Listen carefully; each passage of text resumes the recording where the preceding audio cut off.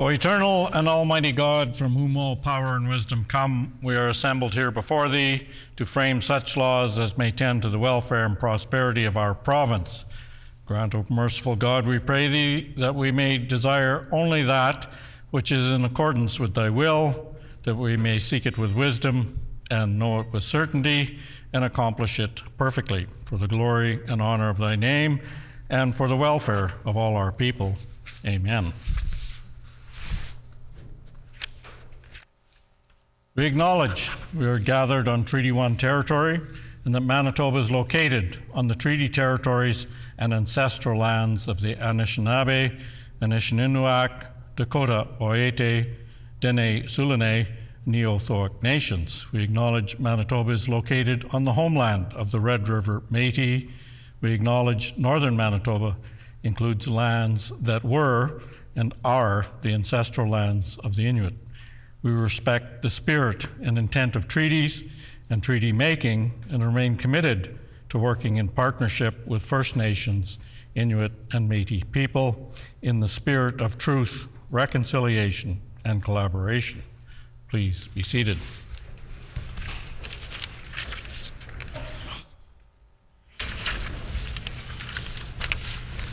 Routine proceedings, introduction of bills.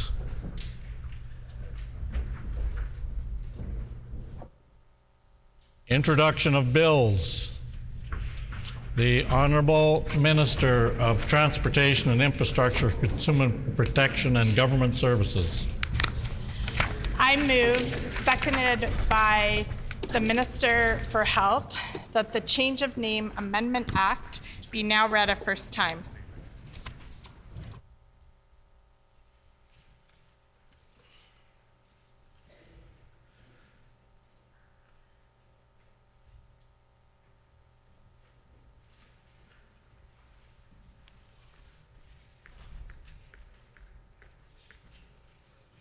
It has been moved by the Honourable Minister of Transportation and Infrastructure, Consumer Protection and Government Services, seconded by the Honourable Minister of Health, Seniors and Long-Term Care, that Bill number 33, the Change of Name Amendment Act, be now read a first time.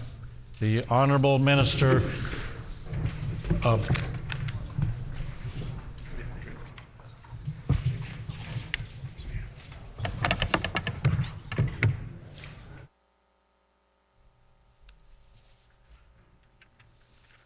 Just to make sure we're technically correct, I'll do it again. Moved by the Honourable Minister of Transportation, Infrastructure, Consumer Protection and Government Services, seconded by the Honourable Minister of Health, Seniors and Long-Term Care, that Bill number 33, the Change of Name Amendment Act 3, be now read a first time. The Honourable Minister of Transportation, Infrastructure, Consumer Protection and Government Services. Thank you, Honourable Speaker. I am pleased to introduce Bill 33, the Change of Name Amendment Act. This bill provides an exemption from the requirement to publish a legal name change in the Manitoba Gazette if the reason for the change relates to the person being transgender, two-spirit, Indigenous, non-binary, or gender diverse. The amendments also update the legislation with gender-neutral language. The information that is currently published in the Manitoba Gazette is a person's new name, old name, and city, town, and residence. This amendment responds to requests made by the 2S LGBTQI+ community for many years. These amendments demonstrate government's commitment of a Manitoba in which the 2S LGBTQ+ community is safe and valued. Wonderful. Is it the pleasure of House to adopt the motion? Agreed and so ordered. Committee reports. Tabling of reports. The Honourable Minister of Health, Seniors and Long-Term Care. Honourable Speaker, I'm pleased to table the Health, Seniors and Long-Term Care 2024-2025 supplement to the estimates of expenditure.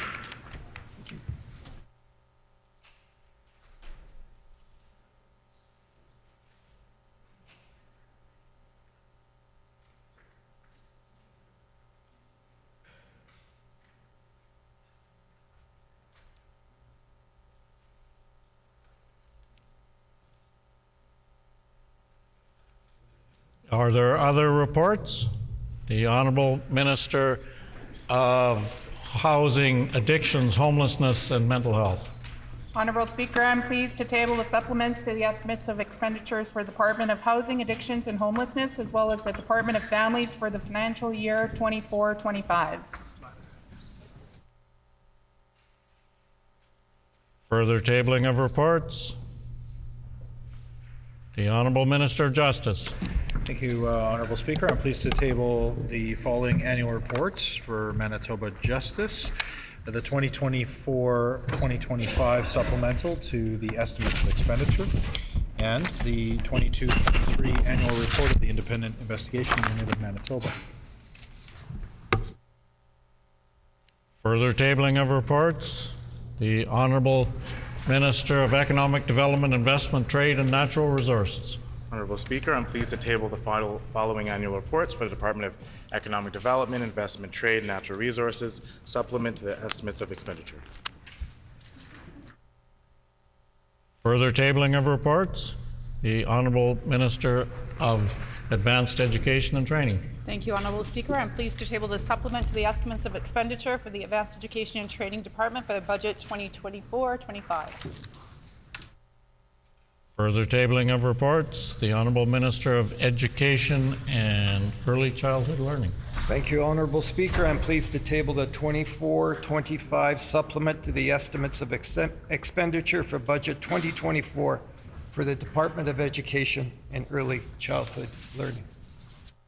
Further tabling of reports. The Honourable Minister of Agriculture. Thank you, Honourable Speaker. I'm pleased to table 4 copies of the supplement to the estimates of expenditures for agriculture for the fiscal year of 2024 to 2025. Further tabling of reports. The Honourable Minister of Labour and Immigration. Honourable Speaker, I'm pleased to table the Manitoba Labour and Immigration 2024-2025 supplement to the estimates of expenditure. Further tabling of reports. The Honourable Minister of Transportation and Infrastructure, Consumer Protection and Government Services.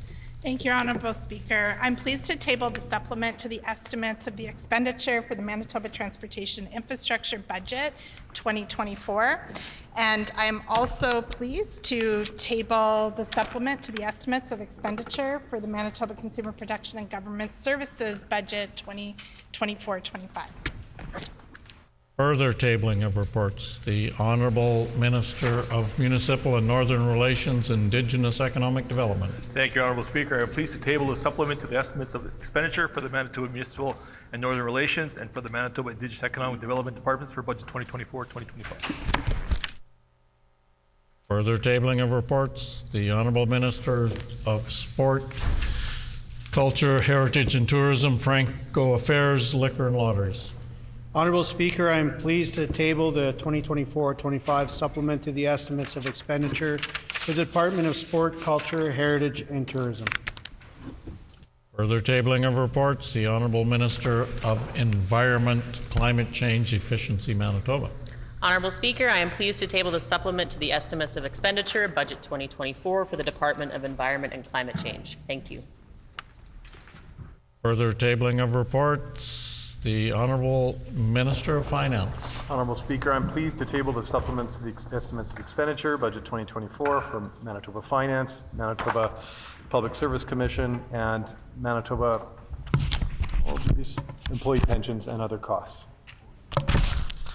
Further tabling of reports. No further tabling of reports. Ministerial statements. Member statements. The Honourable Member for Assiniboia. Thank you, Honourable Speaker. It is with great pleasure I speak today on the incredible accomplishments of Sturgeon Heights Collegiate. When a student manager on the Huskies football team lost a close friend to cancer, he proposed dedicating the team's homecoming game to supporting Cancer Care Manitoba. Sturgeon's students and faculty showed their full support for the initiative as many experienced the effects of cancer in their own lives. Since then, the Cancer Care Game has become a beloved fundraiser for the students of Sturgeon Heights. In the days leading up to the game, students canvassed for donations and encouraged community members to attend the event. Game day admission fees, 50-50 ticket sales, and food canteen proceeds are all donated to the Cancer Care Foundation. In 3 years, the Sturgeon Huskies have raised nearly $10,000 in donations, some of which are the team's own personal contributions. Another annual fundraiser hosted by Sturgeon Heights is their Amazing Race and Pros vs. Joes competitions. Every year, students apply to participate in the Amazing Race, where they are given a weekly fundraising task. Those who perform well at the end of the month advance to the Pros vs. Joes competition. Every day for 1 week, professional athletes and other community leaders visit Sturgeon Heights to compete with the students over the lunch hour. For $2, students can join the fun and watch the excitement unfold in the school's gymnasium. I had the distinct honor of attending this year's competition and took part in a very intense rock, paper, scissors tournament. During this year's event, over $50,000 in food and money was raised for families in need over Christmas. Community strength, unity, and empathy are on full display at Sturgeon Heights Collegiate. These students are Manitoba's future. Thank you to Deborah Woods, Hudson Baribeau, and the extraordinary students at Sturgeon Heights for sharing your compassion and leadership with our province. You make us all very proud.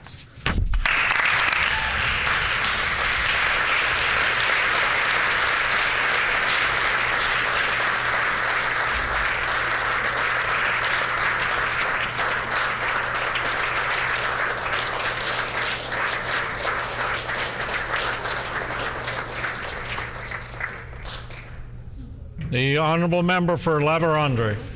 Thank you, Honourable Speaker, for the opportunity to showcase the tremendous accomplishment of a La Vérendrye Junior B hockey team, the St. Malo Warriors. The Warriors, led by Associate Coach Patrick Trudeau and Head Coach Ralph Collette, have been crowned this year's CRJHL champions, all while celebrating their 30th anniversary as a team. In a series where St. Malo fell down 2-0 to the Beausejour Comets, the Warriors clawed their way back, winning 4 straight games to beat the Comets 4-2 in the best-of-7 final. Their road to the championship has been paved with hard work, unwavering perseverance, showcasing the resilience and talents of the St. Malo Warriors. From the passionate fans who filled the arena with cheers to the coaching staff who provided guidance and mentorship, this victory is a testament to the collective efforts of all involved. After taking a 3-2 series lead in the final, the Warriors were flooded with video messages from the community, local businesses, schools, past players, and fans showcasing their support for the team going into Game 6, hoping to clinch the series, which is exactly what they did. The most rewarding part of this championship wasn't the top playoff spot. This year's championship was dedicated to a local young boy named Mateo Goslin as he battles through a critical illness. The team looks forward to celebrating with Mateo and wish him a speedy recovery in the coming days and weeks. The St. Malo Warriors would like to extend their heartfelt gratitude to their board members, fans, sponsors, and the entire community for their unwavering support throughout the season. Together, we celebrate this remarkable achievement, and I look forward to their continued success in the seasons to come. Please join me in congratulating Coach Patrick Trudeau and team captain Thomas Maynard, who we have up in the gallery with us today.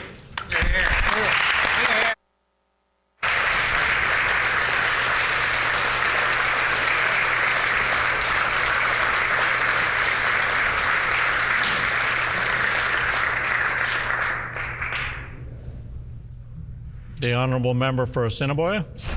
I ask for leave, Honourable Speaker, to add the names of the folks who were here today in Hansard after my member statement. Does the member have leave to add the names into Hansard at the end of her member statement? Agreed and so ordered. The Honourable Member for the Paul-Kamisak. Kinanas Kumatin, Honourable Speaker. I rise with a heavy heart as just yesterday the Lido Theatre in my community of the Paw was ravaged by fire. Upon arriving at the scene at 4:38 a.m., the Paw Fire Department discovered the theater engulfed in smoke. Alongside crews from a Pasquak Cremation, they battled flames until mid-morning and eventually got the fire under control. No one was hurt, but the damage has yet to be assessed. The Lido Theater was in many ways the beating heart of our community. Built in 1929, it was the home to theatrical and musical performances and was Western Canada's first theater constructed for movies with sound. It was a place for us to gather in celebration of our rich environment, arts, and culture. As a kid, I would often gaze up at the Juliet balconies that adorned the theater's interior, and I thought about what it might be like to sit in them, to look down at the crowd below and the performers on stage. For us kids, it was a magical space. The Lido Theater wasn't without its problems. For many decades, segregation held a firm grasp on the theater as Indigenous families were forced to sit in the back behind the white folks. It was a great triumph when these racist laws and practices were repealed, and we could finally claim the Lido as our own space. The Lido was shuttered in 2019 on its 90th birthday. In 2023, the city at the Paw acquired the venue and had hoped to revitalize it. I want to hold up the Paw and Pasquak Nation and our surrounding communities as we grapple with this loss to our arts, our culture, and our history.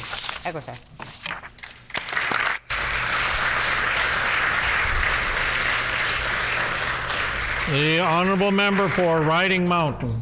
Thank you, Honourable Speaker. Manitoban's second Nordic Spa is now open at the Elkhorn Resort, located adjacent to Clear Lake and Riding Mountain National Park.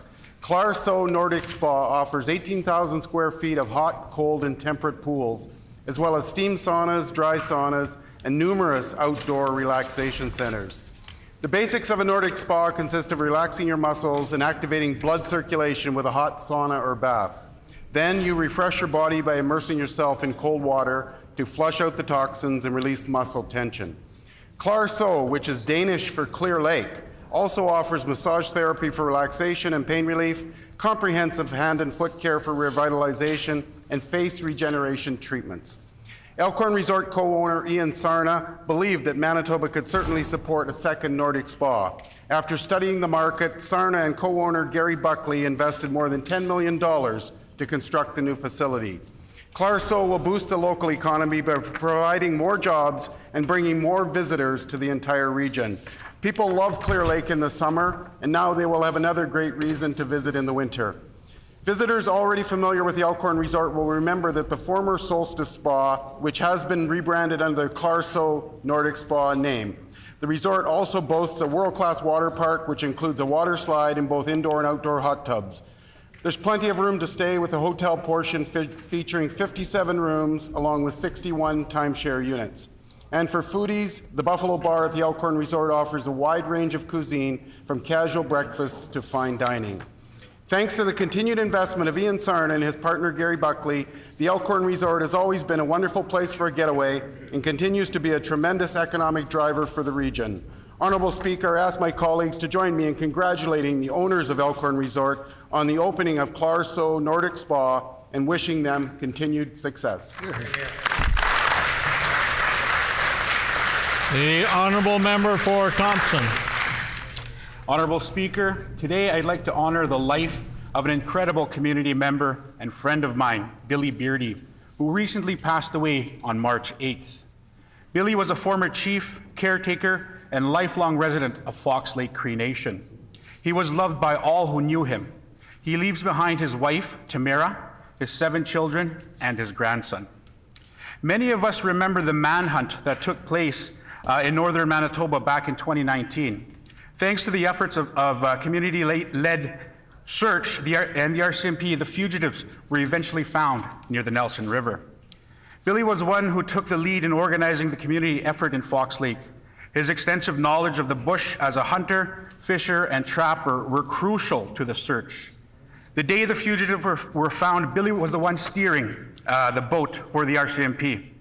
He was driving when he spotted a raven, which led them to the scene on the shore. Billy has always been a leader, and during this terrifying time, he chose to be a true leader and risk his life for his community. Keewatin Tribal Council honored Billy's incredible contributions to the search during their 41st semi-annual assembly. His courage and determination throughout life made it no surprise that he was willing to serve his community when they needed him most. I know Fox Lake will forever be grateful for Billy's service to his community as a chief and as a community member for his historic legacy. Thank you.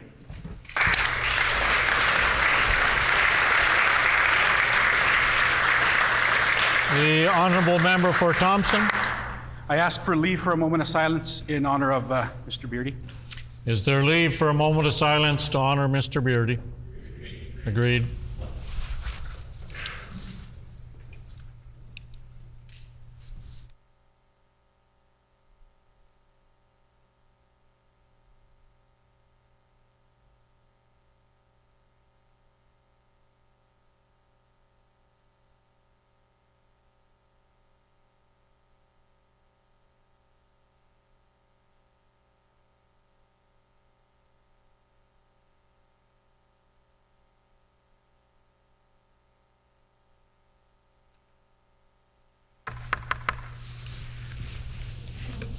Before we move on to oral questions, I would like to draw all members' attention to the public gallery, where we have with us today Louise Dewar and her grandson Quinn Dewar from the Red River Métis Nation, and they are guests of the honourable member for the Pas-a-Kamisak. On behalf of all honourable members, we welcome you here today.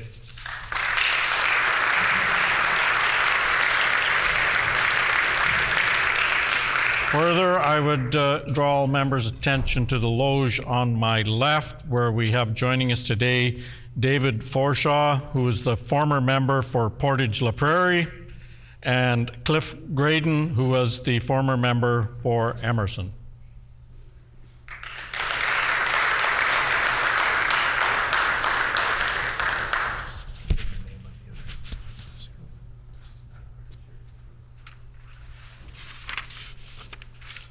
Also joining us in the loge to my left is Gilles Roche, the former member for Springfield.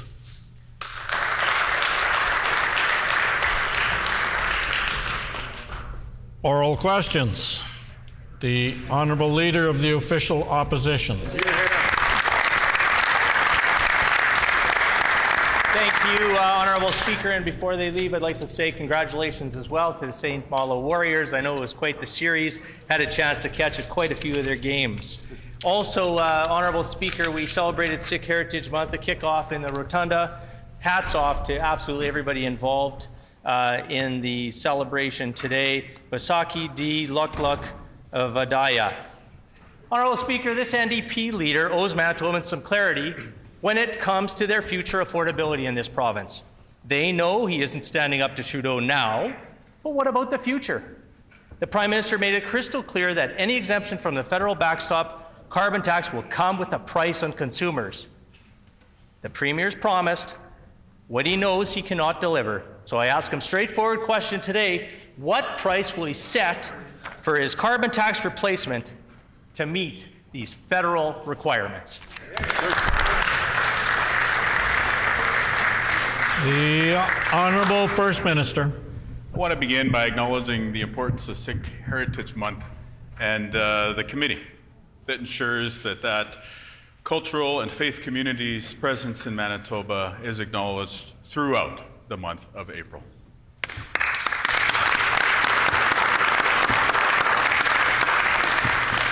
When it comes to the PC carbon tax that the member opposite voted twice here in the chamber, I just want to remind him that it was the Manitoba NDP that stopped them from bringing that into place. What did we do? What is our plan for the member of Turtle Mountain? On January 1 of this year, we cut the provincial fuel tax to zero. That's right.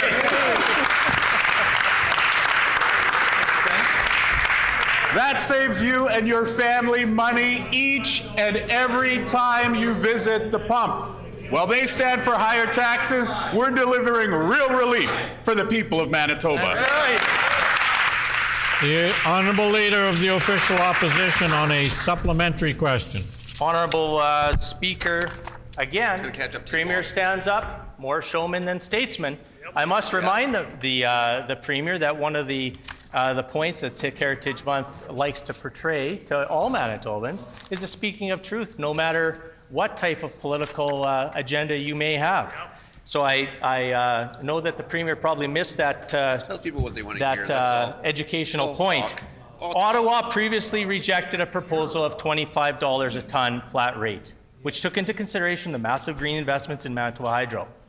That is $55 a ton cheaper than what the Premier is okay with Justin Trudeau charging Manitobans now. Why does the Premier think he is one exception to the federal mandate? Can he let Manitobans know how high his carbon tax is going to go? And, Honourable Speaker, I'm going to table an article since apparently the Premier doesn't read on flattering media.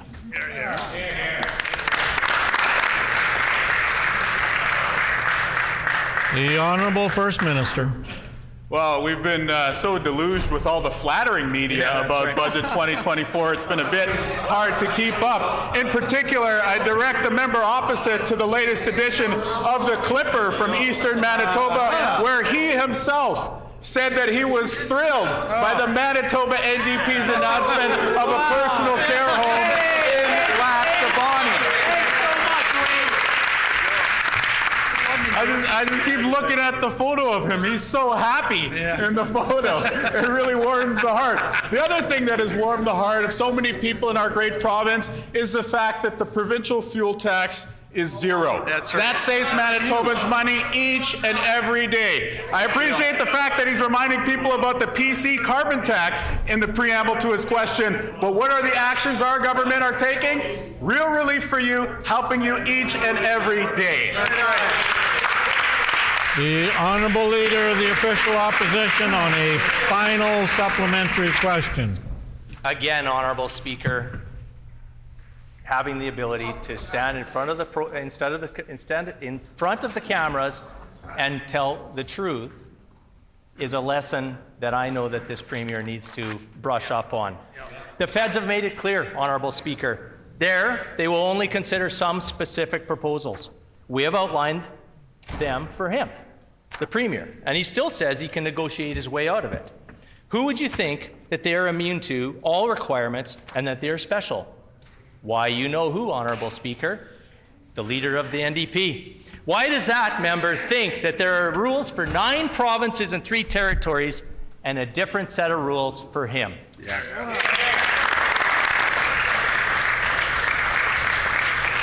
The Honourable First Minister. You know, if I would have accepted as a given the confines that the member opposite takes for granted, I would have accepted the hateful campaign tactics of the Stephenson government, the landfill ads, the attacking of vulnerable children. But you know what? On this side of the House, not only I, but every single member here rejects the hateful divisions of the Stephenson government.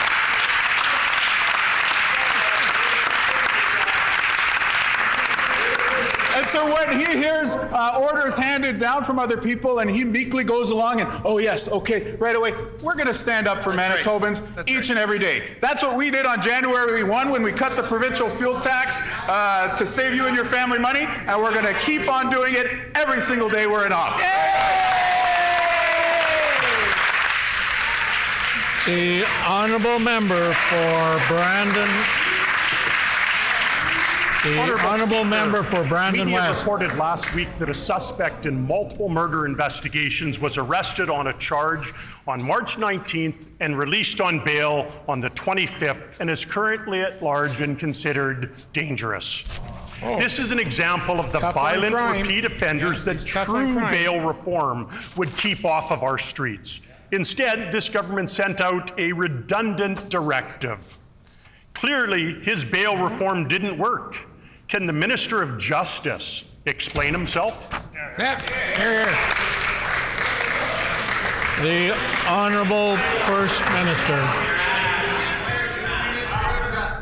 Keeping Manitobans safe is a sacred trust and a top priority of our government. That's right. That's why we brought in direction to Crown attorneys in Manitoba to ensure that they take community safety into mind when bail is being applied for. I need to point out for the members opposite that these sort of community safety considerations never existed when the PCs were in office for 2 terms. When folks in communities are rightfully concerned about public safety, they ought to reflect on the lack of action taken by the progressive Conservatives who had 2 terms. The good news is this: there is a new government in Manitoba who is taking real action to keep you safe. That's right.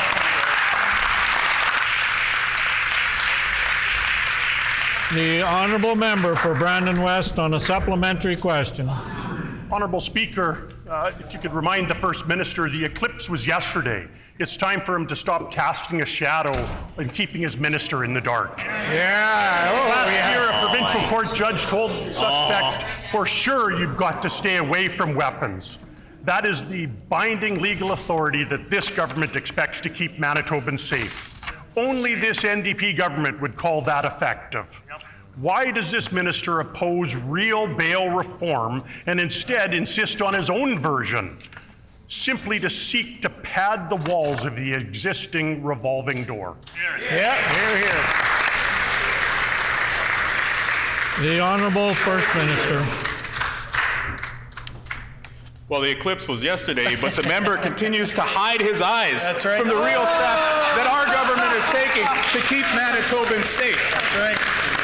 I know that people in Manitoba are rightfully concerned about community safety, about public safety. Again, after 2 terms of the progressive Conservatives, things were getting worse and worse and worse in every single category. And that's true whether you're in downtown Winnipeg or if you're in small town, rural Manitoba. Right. However, the steps that we're taking to provide new guidance to Crown prosecutors, to provide new resources to law enforcement are the first steps towards ameliorating the situation that emerged under their watch. But you don't have to take our word for it. Again, the National Police Federation, the representatives of the RCMP officers across this great province are calling on other provinces to follow our lead.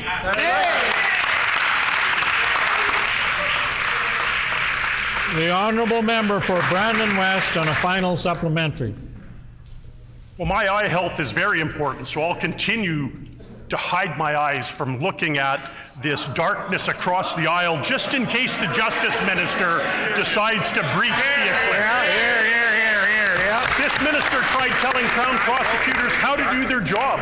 Why doesn't he try doing his own job and give the experts the tools that they need?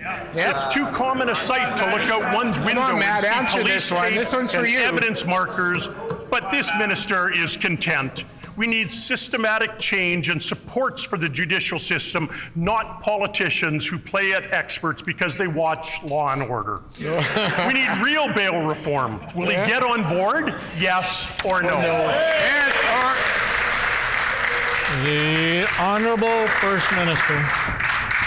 Again, we brought in new direction for Crown attorneys and new supports for law enforcement.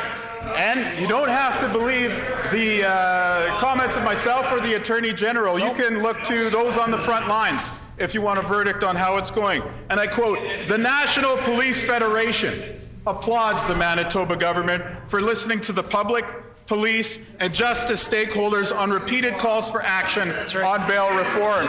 End quote. But when the member opposite talks about darkness in this province, he must be talking about the Stephenson government's hateful election campaign. I cannot believe that they ran ads targeting the families of murder victims. He needs to stand up today and distance himself immediately from those attacks on the families of murder victims if he wants to have any credibility on this topic in the future. The Honourable Member for Riding Mountain. Honourable Speaker, this government is cutting parks capital funding instead of following through with a multi-year capital plan that would have brought new life and many years of enjoyment to users of parks throughout our province. This minister is cutting capital investments that is written in ink in the budget that they defend. Why does this minister pretend that a cut is anything but a cut? The Honourable Minister for Environment and Climate Change. Thank you, Honourable Speaker, and thank you to the member opposite for the question. I know that we both share a love of our provincial parks. Our government is very proud of our budget. We're very proud of what we've brought forward. We're proud of the capital investments we're making this year. There are many projects on the table for this year, and I know that Manitobans are very excited about park reservation services, which opened this week. I look forward to seeing Manitobans out in the parks this coming summer. The Honourable Member for Riding Mountain on a supplementary Honourable question. Speaker, this minister is running around with scissors, making cuts throughout her department, and it is Manitobans who are paying the price. Park staff are cut. Capital funding is cut. Cuts. Why does the minister want to diminish our amazing parks? The Honourable Minister of Environment and Climate Change. Thank you, Honourable Speaker. We are making strategic investments in our capital projects this year. We're very excited about the projects that are going forward. I'd like to highlight 3 exciting projects that we're going to be hitting the ground this year. We are going to be replacing the Nudimick Museum in Whiteshill Provincial Park. That's a real treasure. We're also finally going to be restoring the West Hawk seawall, something that the previous government could not get done. And I'm really excited about the restoration of Kennedy House out near Lockport. 3 exciting projects, more to come, Honourable Speaker. The Honourable Member for Riding Mountain on a final supplementary question. Honourable Speaker, facts are facts, and they are clear as day in these budget documents. The minister's talking points are fabrications. I was proud to introduce our park strategy and beyond disappointed to see this minister throw years of consultation with Manitobans in the garbage. Why has she abandoned the advice of Manitobans? You won't be there long. The Honourable Minister of Environment and Climate Change. Honourable Speaker, I am glad to talk about fabrications. Fabrications were the PC's budget last year. Not just in my department, Honourable Speaker, but across government. They have left this province with a record deficit, irresponsible spending. We are on a path back to balance thanks to our wonderful finance minister and the leadership of our premier. Look, all we have to do is look at their 2022 budget, Honourable Speaker, $2.5 million. We have more than doubled that. We are very proud of our budget.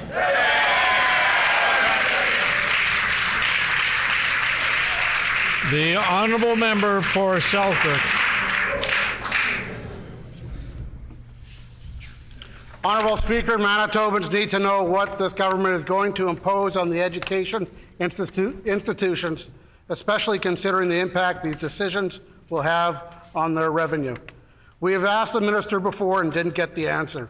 Will she publicly produce a list of how many cuts she is asking each educational institution to make that will comply with the federal cap? The Honourable Minister of Advanced Education and Training. Thank you, Honourable Speaker, and I thank the member for the question. I believe that what the member was asking about was the international student cap that was imposed by the federal government. And I'm proud to say that Manitobans elected us to work for them, and that's exactly what we did. We received the number from the federal government, and we went to work at working with them to ensure that we could get a larger allotment. That's exactly what happened. Hey, we're done. The Honourable Member for Selkirk on a supplementary question. We'd like to know the number per school to find out where the actual favoritism is going. At Heartland International English School, they've already laid off staff knowing that there is no support coming from this minister. Gary Gervais says his program is not receiving the same consideration as other provinces. And I table the article. Can the minister explain why language programs were not granted any study permits? The Honourable Minister of Advanced Education and Training. Again, I thank the honourable member for the question. I'm happy to get up any day to talk about the investments that we're making in post-secondary education and all we're doing to defend the good work that the institutions are doing. We fought for our fair share of the attestation letters that were imposed by the federal government, and I'm proud to say that we came out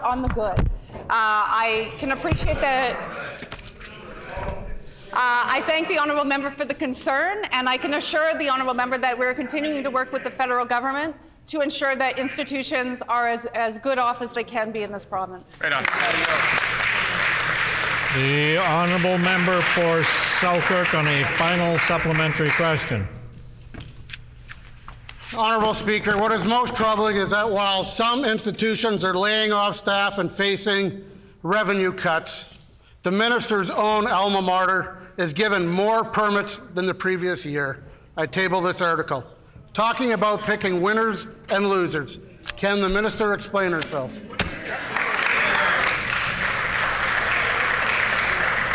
The Honourable Minister of Advanced Education and Training. Again, I thank the honourable member for the question. He knows very well that this was a program that was imposed by the federal government, and we could have gone and screamed in the newspaper and thrown things against the wall to try to maybe move things in a direction. Instead, we worked with the federal government. We increased our allotment. I'm learning to not listen to these folks. I'm very proud of what happened, and we made the best of a situation that was really quite unfavorable. This member and the folks on the opposition did very little to help support post-secondaries in their time in office. In fact, they made cuts year over year over year. Our government's a listening government. Member's time has expired. The honourable member for Fort White. Honourable Speaker, we have asked this Premier and Minister over a dozen times why they are increasing the taxes on hard-working middle-class Manitobans, and they will not answer. Manitobans have answers and transparency for once by this NDP government. So I'll ask a very simple question, and I'll even give him the answer, and I will table from his own budget, page 122, line 1, where in his own budget it says, school tax measures increased to $148.4 million. Can the minister please confirm that according to his own budget, he is in fact increasing the education property taxes to the tune of $148 million? The Honourable Minister of Finance. Honourable Speaker, the member's wrong. Our team is proud to be cutting taxes for Manitobans. You know, right after we were elected on October 3rd, we came in and we did the work right away of bringing relief to Manitobans on fuel tax. That's something that the members opposite applied to Manitobans every single day they were in office for 7.5 years.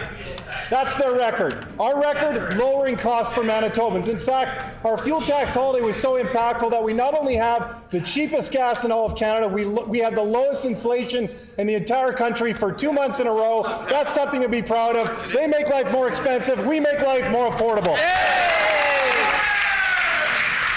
The Honourable Member for Fort White on a supplementary question.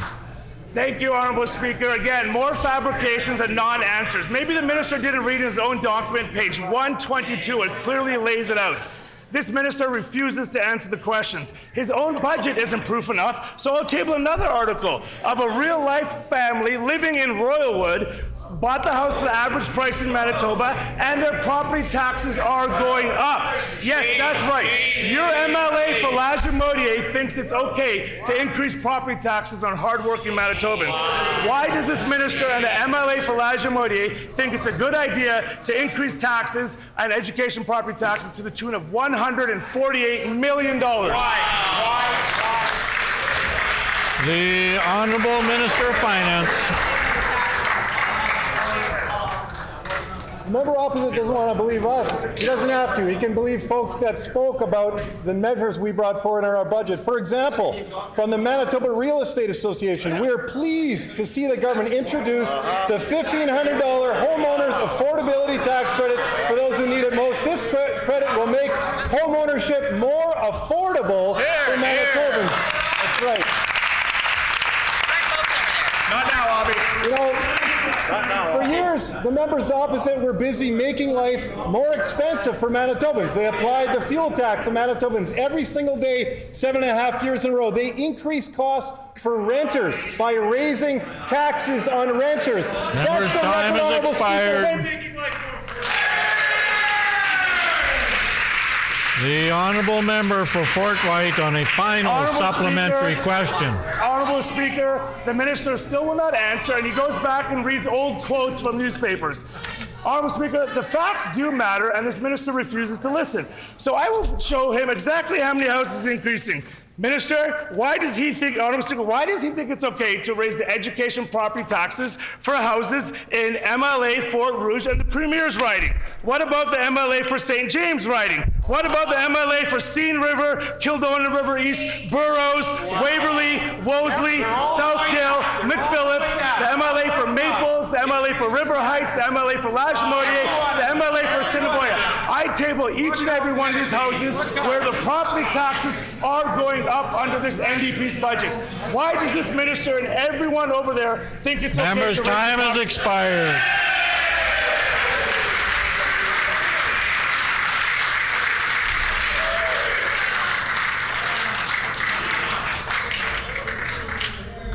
The order.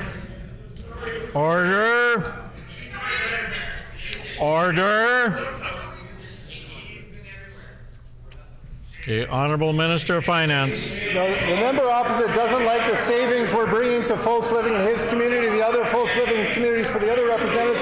Maybe he'll like some of the other affordability measures we're bringing in. Like, for example, the broad middle tax cut that increases personal income tax brackets, doubling the fertility treatment tax credit, increasing the renter's tax credit, free prescription birth control, 5% lower auto insurance, $300 security system rebate, $4,000 rebate for EVs. Oh my God! On and on, Honourable Speaker. We're making life more affordable. They made it more expensive. Lots of good news for Manitobans in this budget.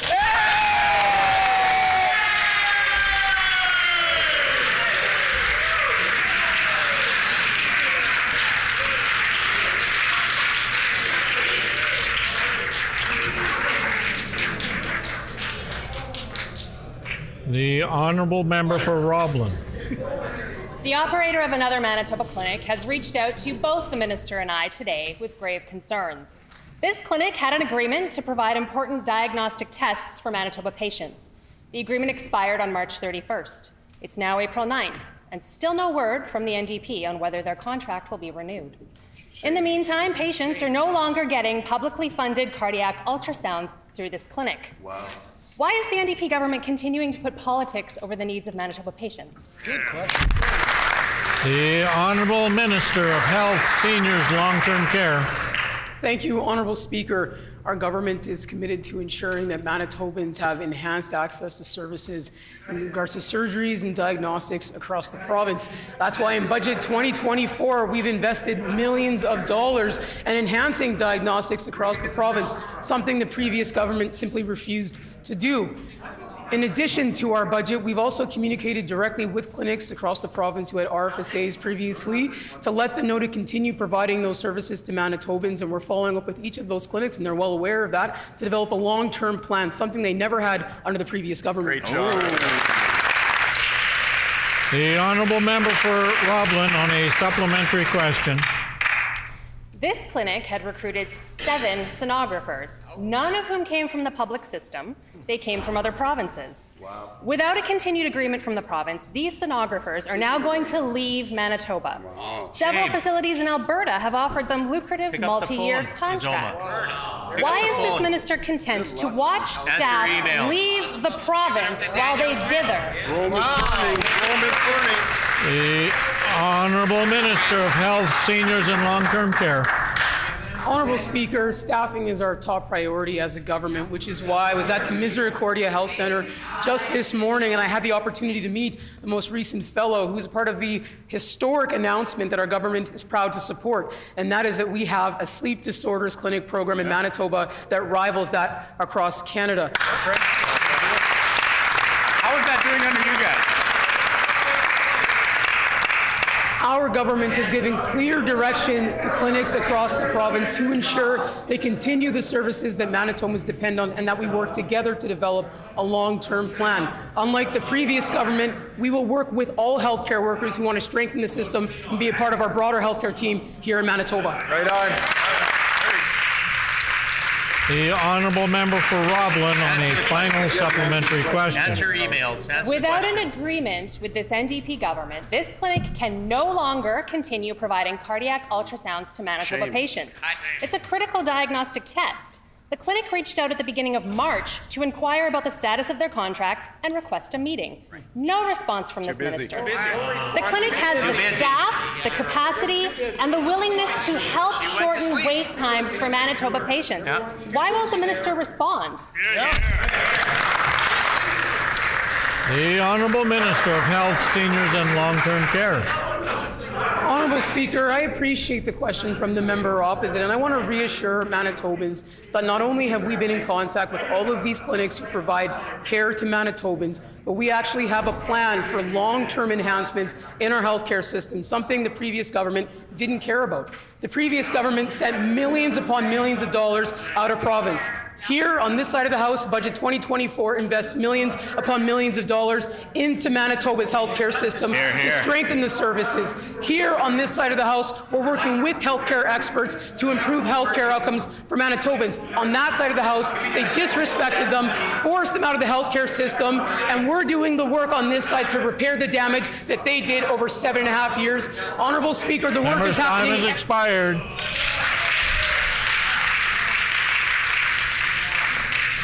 The Honourable Member for Tyndall Park. Thank you, Honourable Speaker. Before the last election, Tyndall Park was set to break ground on a new high school to address the needs of our community's growing population. Now it seems that this project has been completely scrapped under this new government.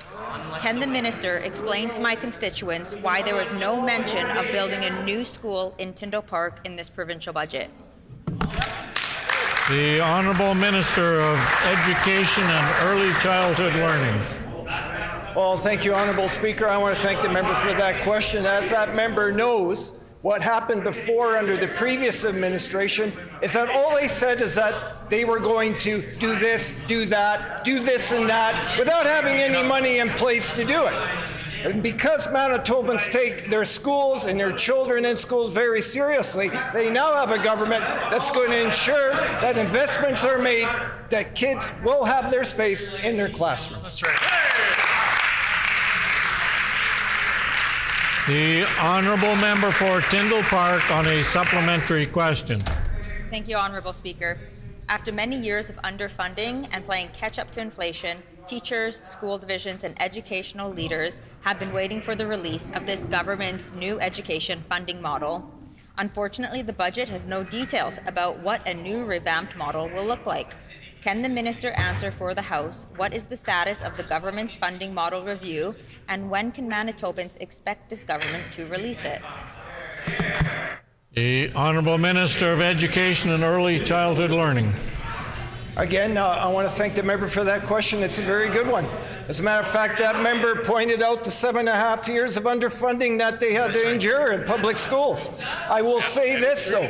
What we did, instead of having a one-person member of the funding model team, we've expanded the funding model team now to include members from the north, from rural, and from urban Manitoba. They are meeting right now, coming up with the model, and we'll have something to report very soon. That's right. The Honourable Member for Tyndall Park on a final supplementary question. Thank you, Honourable Speaker. Ultimately, it is up to the government to decide where they choose to delegate these funds, Honourable Speaker. Many parents, teachers, and school divisions have expressed concerns about student attendance rates in schools. Absentee rates are as high as 30 to 50% in some school divisions, especially rurally. The previous government instituted a policy directive whereby every school had to collect data on student attendance and report these rates publicly. I table these action items. Can the minister update the House on how many school divisions have provided this data, and when will he expect all school divisions to comply with this policy directive? The Honourable Minister of Education and Early Childhood Learning.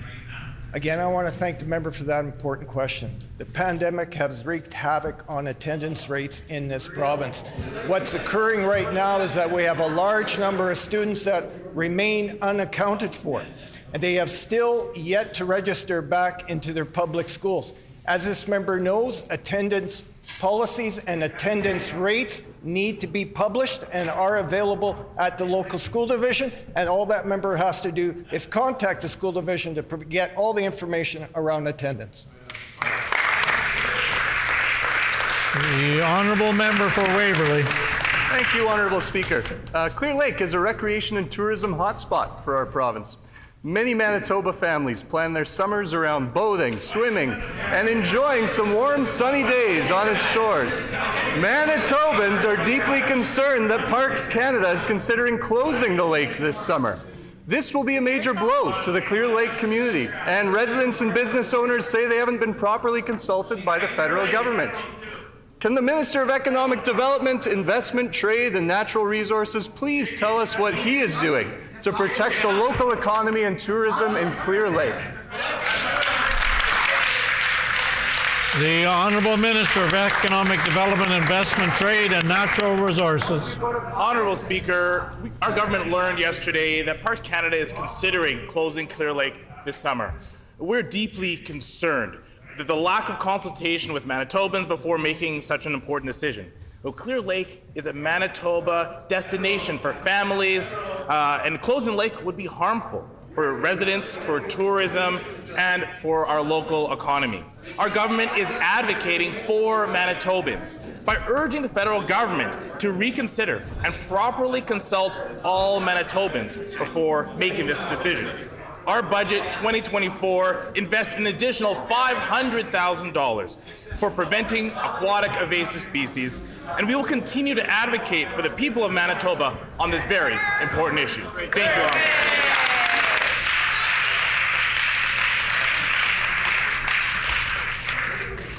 The honourable member for Portage-La Prairie. Thank you so much, Honourable Speaker. Last Friday, the member for Midland asked an important question on behalf of the ag industry, and this minister's answer scared a lot of people. When asked about the existing farm education property tax rebate, this minister answered, and I quote, and table answered so he can remember what he said, "We have made commitments to reduce this year's education to $1,500 credit." Has the minister secretly announced the largest tax grab on Manitoba farmers ever?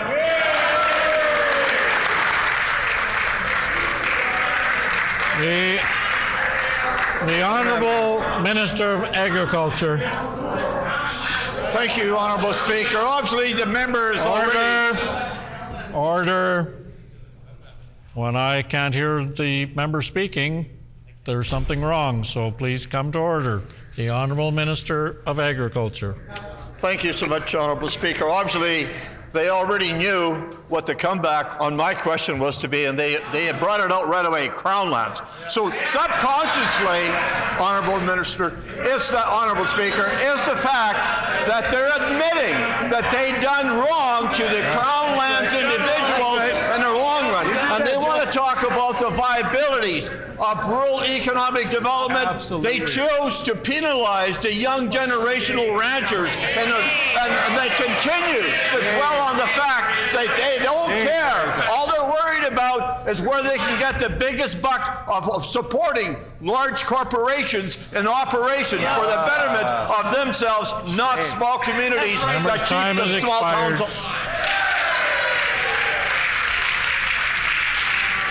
The honourable member for the honourable member This is for to all the agriculture producers that order, are... please. Order, please.